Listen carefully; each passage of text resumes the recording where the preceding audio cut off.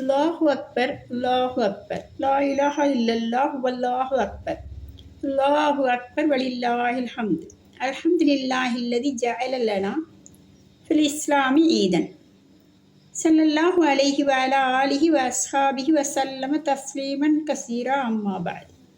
அஸ்ஸலாமு அலைக்கும் வரஹ்மத்துல்லாஹி வபரகாத்துஹு. அனைவருக்கும் ஈத் முபாரக். நோன்பு பெருநாள்.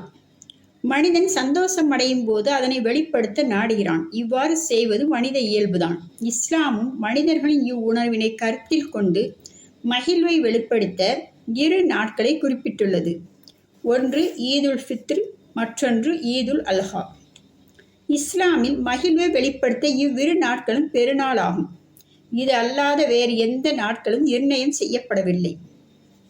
நபி ஸல்லல்லாஹு அலைஹி வஸல்லம் அவர்கள் நவின்றார்கள், ஒவ்வொரு சமூகத்திற்கும் பெருநாள் உண்டு, இது நமது பெருநாளாகும் என்று கூறினார்கள். இன்னும் நபி ஸல்லல்லாஹு அலைஹி வஸல்லம் அவர்கள் ஹிஜ்ரத் செய்து மதீனாவிற்கு வந்தபோது மதீனாவாசிகள் 2 தினங்களை தமக்கென நிர்ணயித்து அதை பெருநாளை கொண்டாடி வந்தனர். அன்னலார் அவர்கள் இவ்விரு தினங்கள் எப்படிப்பட்டது, அதாவது இவ்விரண்டின் உண்மை நிலவரம் என்ன என கேட்டார்கள். நாங்கள் அறியாமை காலத்திலிருந்தே இதனை கொண்டாடி வருகிறோம் என்று மக்கள் பதில் கூறினர். நபி ஸல்லல்லாஹு அலைஹி வஸல்லம் அவர்கள் இவ்விரண்டு நாட்களுக்கு பகரமாக அல்லாஹ் தஆலா வேறு சிறந்த நாட்களை வழங்கிவிட்டான். ஒன்று ஈதுல் ஃபித்ர், மற்றொன்று ஈதுல் அல்ஹா என்று கூறினார்கள். அப்போதிருந்துதான் இஸ்லாத்தில் பெருநாளின் வழக்கம் ஏற்பட்டது. இன்று மகிழ்ச்சியின் நாள். நாம் அனைவரும் மகிழ்ச்சியாக உள்ளோம். ஆனால் இந்த மகிழ்ச்சி புத்தாடைகளினாலோ உயர்தரமான உணவுகளினாலோ கேளிக்கை விளையாட்டுகளினாலோ ஏற்பட்டதில்லை. இன்று அல்லாஹ் நம்மை பொருந்திக் கொண்டான் என்பதுதான் மகிழ்ச்சிக்கு காரணம். நாம் தொடராக 1 மாதம் வணங்கினோம். அல்லாஹ்வின் அடியாரிடத்தின் நட்பண்புகளுடன் நடந்து கொண்டோம். பகலின் நோன்பு நோற்று இரவில் ஓய்வை விடுத்து அல்லாஹ்வின் நினைவில் ஈடுபட்டோம். குர்ஆன் ஓதுவதை வழக்கமாக்கி கொண்டோம். அனைத்து வித பாவங்களிலிருந்தும் விலகி தூய்மையான வாழ்வை கடைபிடித்தோம்.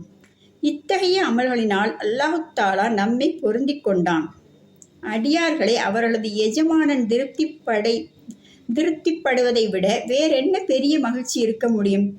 எனவேதான் குர்ஆனிலும் அல்லாஹ்வின் பொருத்தம் அளப்பரிய அருட்கொடை என்று இயம்பப்பட்டுள்ளது. அல்லாஹ் தஆலா இந்நாளில் தன் அடியார்களிடம் திருப்தியும் ஆனந்தமும் அடையும் போது அந்நாளில் தமது அடியார்கள் மீது அளவு கடந்த பரிவும் கண்ணியமும் பொழிகிறான், வெகுமதி அளிக்கிறான்.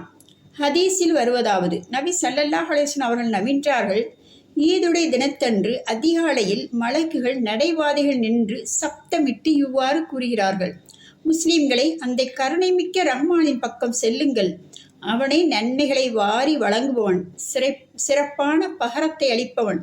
நீங்கள் இரவில் வணங்கும் கட்டளையை ஏற்று வணங்கினீர்கள், நோன்பின் கட்டளையை ஏற்று நோன்பு நோற்றீர்கள், தனது எஜமானின் ஆணையை ஏற்றுக்கொண்டீர்கள், ஆகவே தமக்குரிய வெகுமதிகளை பெற்றுக்கொள்ளுங்கள்.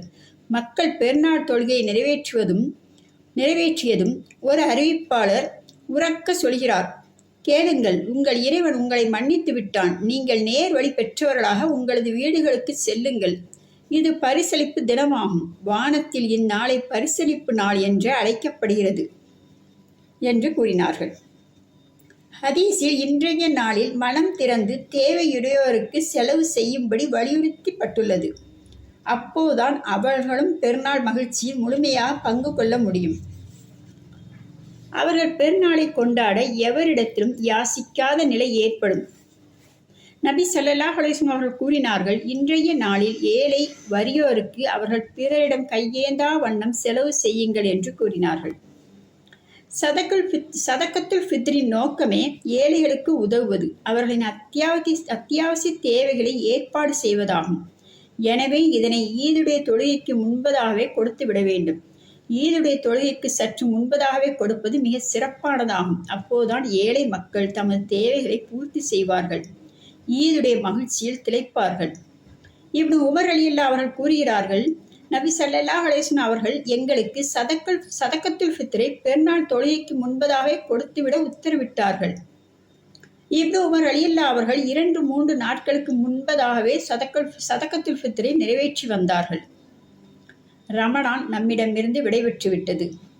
அதன் ரஹ்மத் மற்றும் பரக்கத்துகளிலிருந்து வேண்டிய அளவினை அவரவர் பெற்றுக்கொண்டார்கள்.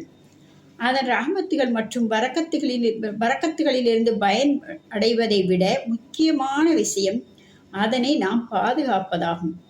பாதுகாப்பதன் கருத்து நாம் ரமலானில் அல்லாஹ்வின் பொருத்தத்திற்காக வாழ்ந்ததைப் போன்றே எஞ்சிய காலங்களிலும் வாழ முயற்சிக்க வேண்டும் இன்ஷா அல்லாஹ்.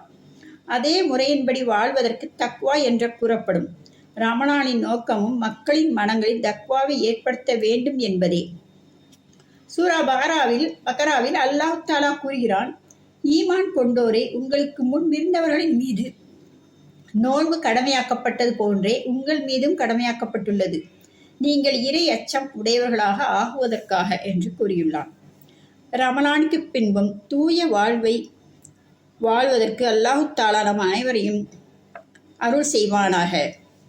இன்னும் நம் அனைவரும் ஒற்றுமையுடனும் இறை அச்சத்துடனும் நிம்மதியுடனும் சந்தோஷமாகவும் பெருநாளை கொண்டாடுவோம் இன்ஷா அல்லாஹ். நாம் அனைவரும் அனைவருக்காகவும் துவா செய்வோம். குறிப்பாக பாலஸ்தீன மக்களுக்காக துவா செய்வோம். அவர்கள் அனைவரும் குடும்பத்துடன் நிம்மதியாக இந்த பெருநாளை கொண்டாட எல்லாம் வல்ல அல்லாஹ் தாலா கிருபை செய்வானாக. ஆமீன் ஆமீன் யா ரப்பல் ஆலமீன். அஸ்ஸலாமு அலைக்கும் வரஹ்மத்துல்லாஹி வபரகாத்துஹு.